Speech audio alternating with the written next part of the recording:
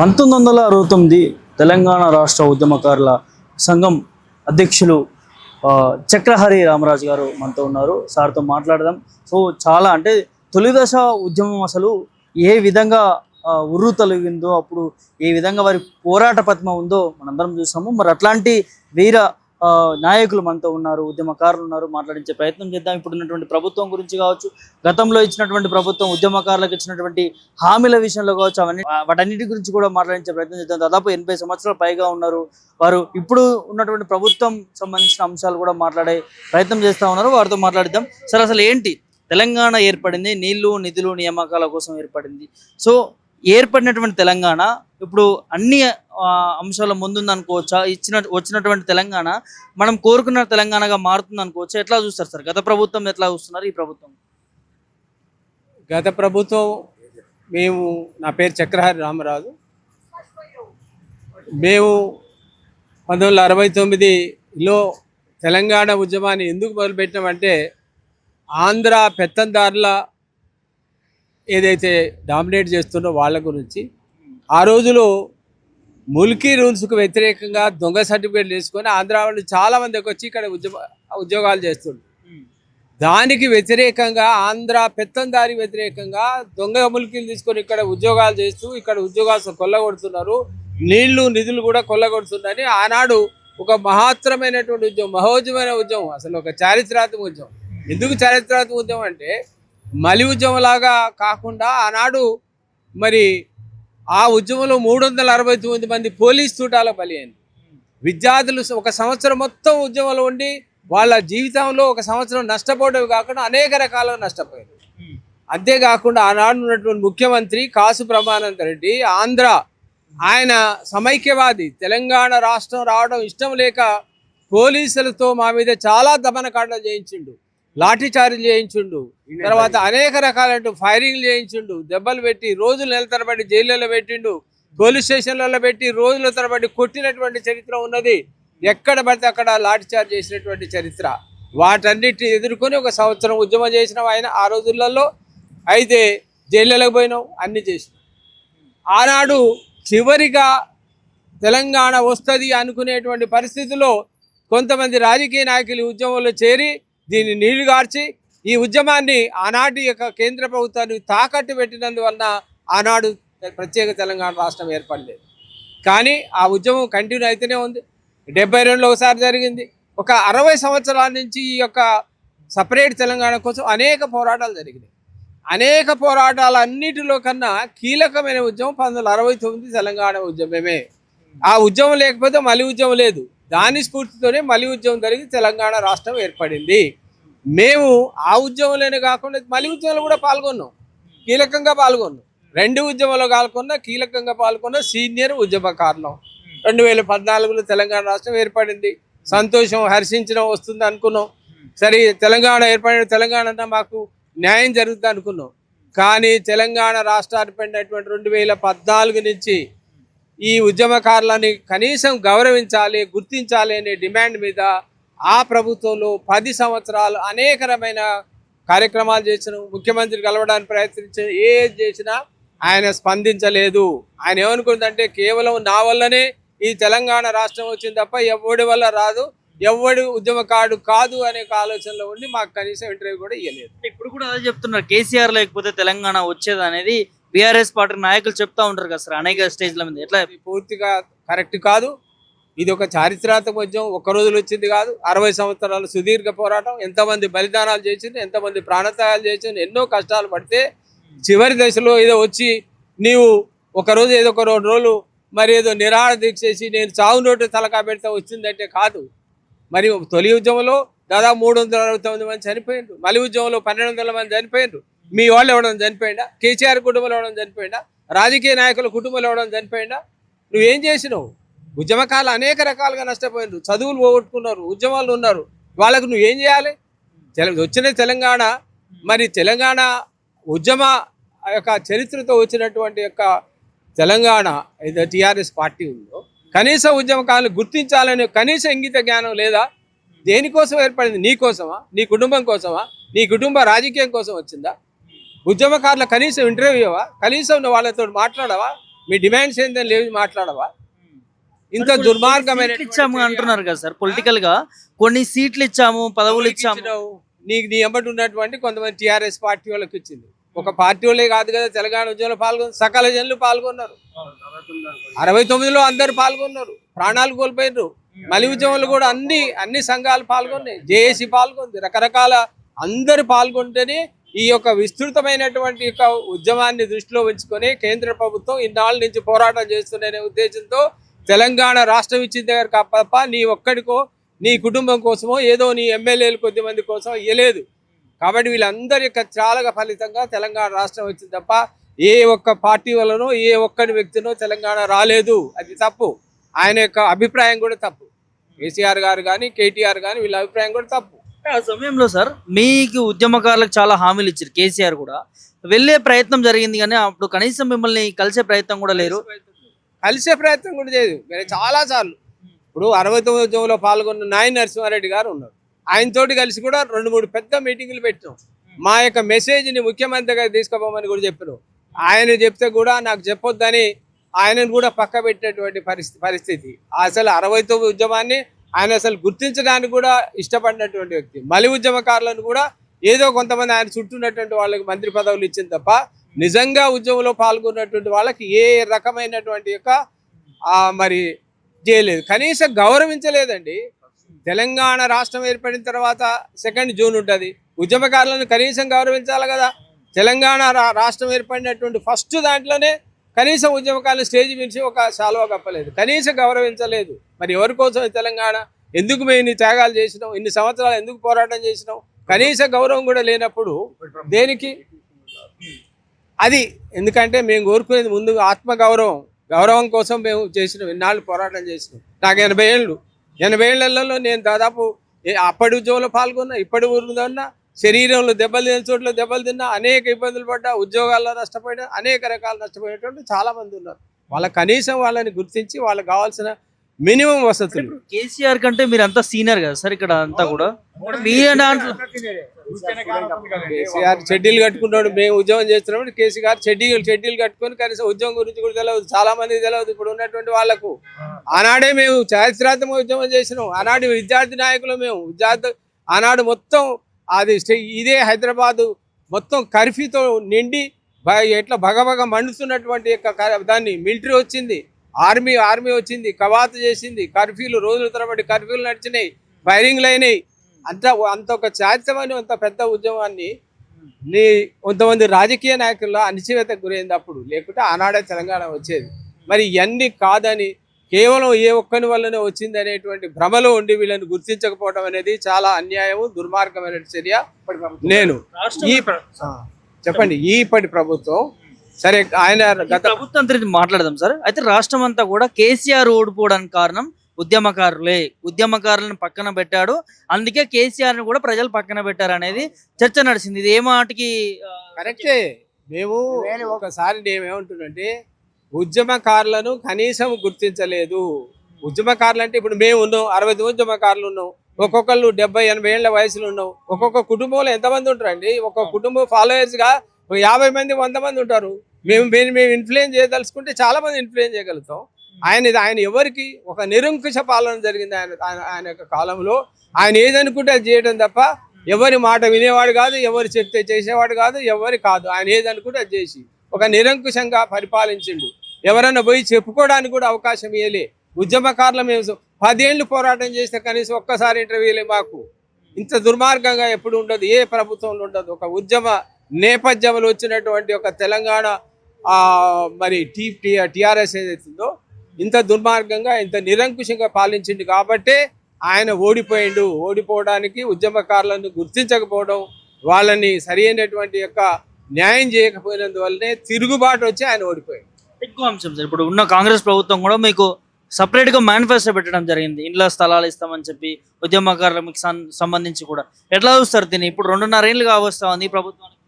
మేము కూడా ఈ ప్రభుత్వం వచ్చినాక కూడా చాలా ధర్నాలు అయ్యి కొన్ని కార్యక్రమాలు చేసినాం, ఉద్యమకారులను గుర్తించాలని చేసినాం. ఇంకోటి ఏంటంటే మా 1969 తెలంగాణ రాష్ట్ర ఉద్యమకారుల సంఘాన్ని 2015లో రిజిస్టర్ చేసి మేము అనేక కార్యక్రమాలు చేసినాం. ఈ రిజిస్టర్డ్ ఆర్గనైజేషన్ పేరు మీద ఈ యొక్క కాంగ్రెస్ గవర్నమెంట్ లో మేనిఫెస్టోలో పెట్టమని కూడా మేనిఫెస్టో కమిటీ ముందు రిప్రజెంట్ చేసినాం, అన్ని పార్టీల ముందు రిప్రజెంట్ చేసినాం. సరే వాళ్ళు మేనిఫెస్టోలో పెట్టిర్రు, ఏం పెట్టిండ్రయ్యా, మేము అధికారంలోకి వస్తే ఉద్యమకారులు గుర్తిస్తాం, వాళ్ళకు పెన్షన్ సౌకర్యం కల్పిస్తాం అనేటువంటి ఒక మేనిఫెస్టోలో పెట్టిండ్రు. దాని ఆధారంగా కూడా చేసుకొని కూడా దాదాపు 2-2.5 సంవత్సరాలు నోరెత్తలేదు. ఇప్పుడు ఒక కమిటీ వేసిండ్రు, ఆ కమిటీ వేసిండ్రు, ఓకే సంతోషం, బాగానే ఉంది. ఆ కమిటీకి ఒక కాల పరిమితి కూడా లేదు. ఎన్నాళ్ళలో గుర్తిస్తారు? నెల, 2 నెలల, 3 నెలల, సంవత్సరమా? ఒక కాలపరిమితి నిర్ణయించాలి కదా. ఇప్పుడు ఏ కమిటీ వేసినా ఎంత వేస్తే ఒక 3 నెలల్లో కమిటీ రిపోర్ట్ ఇవ్వాలి, ఒక 6 నెలల్లో కమిటీ రిపోర్ట్ ఇవ్వాలి, అట్లా ఉంటుంది. నువ్వు కమిటీ వేసి మేము నిర్ణయిస్తామంటే ఎన్నాళ్ళని నిర్ణయిస్తావా? మళ్ళీ ఎలక్షన్ దాకా కూడా నిర్ణయిస్తూనే ఉంటారా? కాదు, దీనికి ఒక కాలపరిమితి నిర్ణయించాలి. 3 నెలలు కనీసం ఏంటంటే 3-4 నెలల్లో ఉద్యమకారులను గుర్తించి వాళ్లకు సరైన న్యాయం చేయాలి అని మేము మా సంఘం నుంచి డిమాండ్ చేస్తున్నాం. జూన్ 2 నుంచి కూడా ఉద్యమకారులకు సంబంధించి పింఛన్స్ ఇస్తాం అనేది చర్చ నడుస్తా ఉంది సార్, ఎట్లా చూస్తారు? శుభసూచకమే. గుర్తించలేదే పెన్షన్ ఎట్లా ఇస్తాడు ఆయన? అసలు నువ్వు ఉద్యమకారులు ఎవరైనా గుర్తించవైతే ఇప్పటి వరకు. ఇంకా జూన్ 2 రేపు కమిటీ చేశారు, దానికి సంబంధించిన ఫామ్స్ ఫిల్అప్ చేసుకోవాలి, ఏమి లేవు. కమిటీ ఇంతవరకు ఆఫీస్ తీసుకుంటామన్నారు, ఆఫీస్ కూడా తీసుకోలే, వాళ్ళు కలవలేదు. మేము అడిగితే ఏమంటుండ్రు, మిస్పోని మేము కలిసి వాళ్ళకు మా సమస్యలు చెబుదామంటే మేము ఆఫీసు ఫలానా చోట అని డిక్లేర్ చేసిన తప్ప ఆఫీస్ ఇంతవరకు తీసుకోలేదు, అక్కడ వీళ్ళు కలవలేదు, వాళ్ళ దగ్గర కలవడానికి ఇంతవరకు అవకాశం లేదు. 2 జూన్ ఎంత ఉందంటే వారం రోజులు కూడా లేదు నీకు. ఈ వారం రోజులు మా డిమాండ్స్ వాళ్ళకు పోయేది ఎట్లా, వాళ్ళకు గుర్తించేది ఎట్లా, వాళ్ళకు పెన్షన్ ఇచ్చేది ఎట్లా, డిక్లేర్ చేసేది ఎట్లా? ఇదంతా అసాధ్యమైనటువంటి ఒక నోటి మాట ఏదో చెప్తున్నారు తప్ప అది కాదు. 2 జూన్కి ఇచ్చే పరిస్థితి లేదు.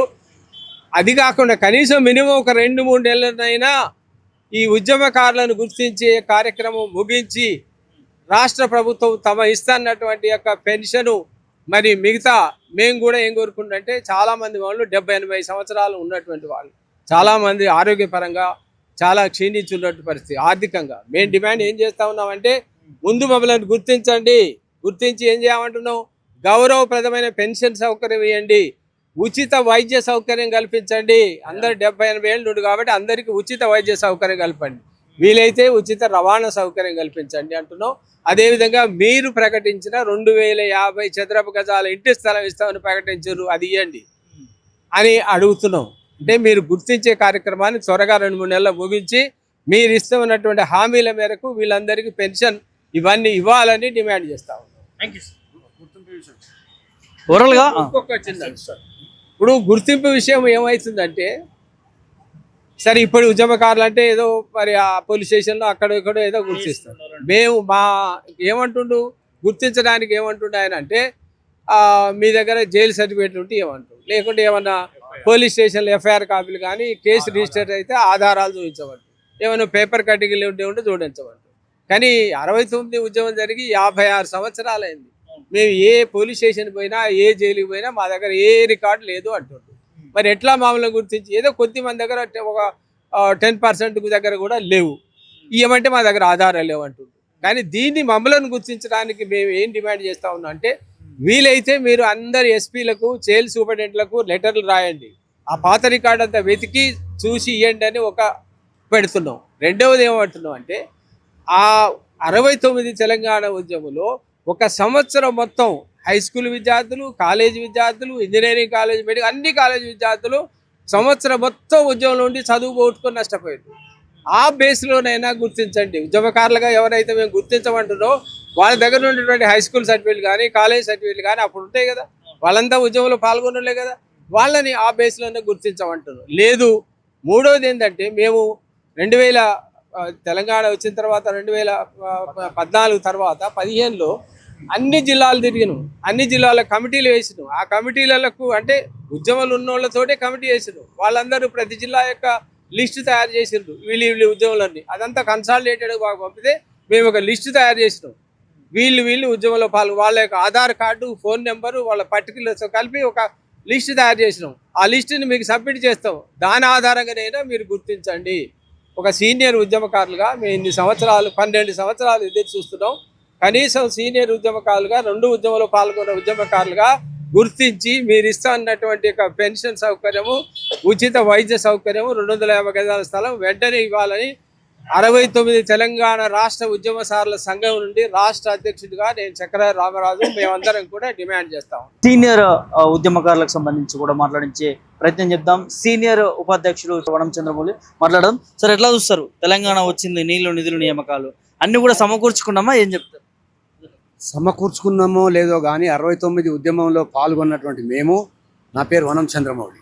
ఇవాళ 69 ఉద్యమకారుల సదస్సు సమావేశం అయిపోయింది, ప్రెస్ మీట్ అయిపోయింది. రామరాజు గారు మాట్లాడారు. ఇక్కడ ఒకటే విషయం సార్, రామరాజు గారు అన్ని జిల్లాలు తిరిగి మేము మా సంఘం ద్వారా ఒక్కొక్క ఉద్యమకారుల వివరాలన్నీ సేకరించి ప్రభుత్వానికి ఇచ్చేసాం. గతంలో ఈ ప్రభుత్వాన్ని కూడా ఇస్తున్నాం. నేనేమంటున్నా, స్వాతంత్ర సమరయోధులను ఎట్లా గుర్తించారు 100 ఏళ్ల తర్వాత? ఎవరైతే పెద్ద మనుషులు చెప్పారో, పెద్ద మనుషులు ఎవరైనా చెప్పినట్లయితే వాళ్ళ మాటలు అట్లాగా మీరు కమిటీ రికమెండ్ చేయాలంటే మా సంఘం నుంచి రాసుకున్నటువంటి లిస్ట్ ఏదైతే ఉందో ఆ లిస్టు కమిటీకి ఇస్తాము. కమిటీ ద్వారా మేము అబద్ధాలు చెప్పాము, అబద్ధాలు రాయము. అది ఇప్పుడు తయారు చేసింది కాదు. కాబట్టి మేము ఇచ్చేటటువంటి లిస్ట్లో కరెక్ట్గా వెరిఫికేషన్ చేసి వాళ్ళందరికీ కూడా మా హక్కులు, మాకు ఏవైతే డిమాండ్ ఉన్నాయో వాళ్ళు నెరవేర్చమని మేము కోరుతున్నాం. అంటే గతంలో కేసీఆర్ ఉన్నప్పుడు కూడా మీకు గుర్తిస్తామన్నాడు, హామీలు ఇచ్చిండు, ఎట్లా చూస్తారు సార్? మేము కేసీఆర్ ఉన్నప్పుడు కేసీఆర్ కూడా ఈ లిస్ట్ ఇచ్చినాం. మేము 69 ఉద్యమకారుల యొక్క లిస్ట్ ఆయన కూడా నిర్లక్ష్యం చేసాడు, ఇవ్వలేకపోయాడు. ఇప్పుడు వచ్చినటువంటి రేవంత్ రెడ్డి గారికి కూడా ఇచ్చినాము. కానీ ఒక సంతోషం ఏంటంటే రేవంత్ రెడ్డి గారికి ఆయన కమిటీ వేసిండు. దీనికన్నా ఇలా ఒక కమిటీని వేసిండు. ఎవరు? కేకే గారిని అధ్యక్షులు పెట్టి కమిటీ వేసి, కేశవరావు గారిని. సంతోషం, చాలా సంతోషం. నేనేమంటున్నా, కమిటీ కూడా కొంచెం ఆలోచించి చక్రహరి రామరాజు గారు తయారు చేసినటువంటి లిస్ట్ను వాళ్ళు గుర్తించి వాళ్ళకు సరి అయినటువంటి న్యాయం చేయాలి. నిజంగా సీనియర్ ఉద్యమకారులు ఒకవేళ మీ శ్రమ లేకపోతే తెలంగాణ వచ్చేది సార్? అసలు అప్పటి పరిస్థితులు ఎట్లా ఉంది? సమస్య లేదు సార్, రాదు. తొలి దశ ఉద్యమమే, మలి దశలో కూడా మేము పాల్గొన్నాం. మలి దశ ఉద్యమానికి పునాది అది, అదే పునాది. దాని ద్వారా ఈడనే నిజాం కాలేజ్ ముంగల్నే ముగ్గురు వచ్చి ఫైరింగ్ చేసేటప్పుడు నేనున్నా, స్టూడెంట్ నేను అప్పుడు. అలాంటి ఉద్యమము ఆయన స్ఫూర్తే మలి ఉద్యమం నడిచింది. కాబట్టి మలి ఉద్యమంలో తెలంగాణ వచ్చింది కానీ అనుకున్నటువంటి నీళ్లు నియామకాలు సరిగ్గా జరగలేదు. కేసీఆర్ గొప్పగా చేసినామంటున్నాడు. అదే మరి లేడు కదా, పోయింది. అందుకే ఇప్పుడు ఈయన వచ్చినాకనైనా రేవంత్ రెడ్డి అంటే అన్ని తెలుసు, మా తెలంగాణ వాడే, మహబూబ్నగర్ జిల్లా వాడే. కొంచెమన్నా ఆలోచించి. పరిచయం ఉందా? ముఖ పరిచయం రేవంత్ రెడ్డి గారితో ఉన్నది, పరిచయం. ఏ సందర్భంలో? ఆయన చిన్న ఆయన ద్వారా మాకు పరిచయం. మేము ముఖ్యంగా నేనేంటంటే ఆయన దగ్గరికి పోయి, సార్ నేను పోయి ఇచ్చినాం, కలిసినాం, ఇద్దరం కలిసి ఇంటికి. ఇంకా ఇక రేపో మా సీఎం అవుతాడు అనగా పోయినాం, ఇంటికి పోయి కలిసినాం. మేము పోయి ఆయన కలిసినప్పుడు ఆయన జానారెడ్డి కొడుకు కూడా ఆనే ఉన్నాడు. ఆ తర్వాత ఆయన మహబూబ్నగర్ ఎమ్మెల్యే, ఆయన పేరేం పేరు సార్, ఆయన కూడా పరిశీలిస్తా, తప్పకుండా ఆలోచిస్తా అని అన్నాడు. ఆలోచించడం లేదు, ఎట్లా ఆలోచించడం, ఇవాళ కమిటీ అయితే ఆయనకు థ్యాంక్స్, ఆ విషయానికి థ్యాంక్స్. ఆ కమిటీ మాకు న్యాయం చేయాలి, అంతే. 69 ఉద్యమంలో ఏదైతే మేము ఉద్యమం చేశామో అప్పుడు మేము స్టూడెంట్స్ గా ఉన్నాం. ఆ స్టూడెంట్స్ లైఫ్ కూడా మేము 1 year వేస్ట్ అయింది. తర్వాత ఇప్పుడు మేము మా రామరాజు అధ్యక్షతన ఈ కమిటీలో తిరుగుతున్నాం. ఈ అధ్యక్షత రామరాజు గారు ప్రతి డిస్టిక్ వెళ్ళి ఈ జినైన్ ఎవరైతే ఉద్యమంలో పాల్గొన్నారో వాళ్ళ యొక్క లిస్ట్ ప్రిపేర్ చేశారు. దాన్ని మీకు ఇస్తాము. దాన్ని ప్రకారంగా మీరు ఏమైనా సాయం చేయగలిగితే ఈ ఉద్యమకారులకు, ఇందులో ఉన్న అందరూ కూడా 75-80 ఏళ్ళ వయసులో ఉన్న వాళ్ళే ఉన్నారు. కాబట్టి వీళ్ళకు ఆరోగ్య రీత్యా కానీ, ఫైనాన్షియల్ రీత్యా కానీ ఏదైనా ఉపయోగపడితే మీ అందరికీ కూడా వారికి ఆశీర్వదిస్తామని ఈ సభాముఖంగా చెప్తున్నాం. హ్యాపీ అనిపిస్తుందా కమిటీ వేయడం కావచ్చు? గతంలో కేసీఆర్ మొత్తం పట్టించుకోలేదు. ఈ కమిటీ వేయడం చాలా ఆనందంగా ఉంది. అందుకని మేము ప్రెస్ మీట్ లో కూడా అదే చెప్పాము. ఇప్పుడు రేవంత్ రెడ్డి గారి ఆధ్వర్యంలో కమిటీ వేశారు. దాని గురించి మేము అందరం సంతోషంగా ఉన్నామని అనౌన్స్ చేశాము. దీంట్లో ఓవరాల్గా ఇటు కాంగ్రెస్ ప్రభుత్వం అధికారంలోకి వచ్చిన తర్వాత ఏదైతే ఉద్యమకారులకు ఇస్తా అన్నటువంటి హామీకి సంబంధించి ఒక కమిటీని ఏర్పాటు చేశారో, ఆ కమిటీ వల్ల మేము చాలా సంతోషంగా చూస్తూ ఉన్నాము. ఖచ్చితంగా ఉద్యమకారులకు న్యాయం చేయాలి. ఎందుకంటే కేసీఆర్ కూడా న్యాయం చేయలేకపోయిండు. రేవంత్ రెడ్డి అన్న న్యాయం చేయాలంటూ కూడా సీనియర్ ఉద్యమకారులు చెప్తున్నటువంటి సందర్భం కనిపిస్తూ ఉంది.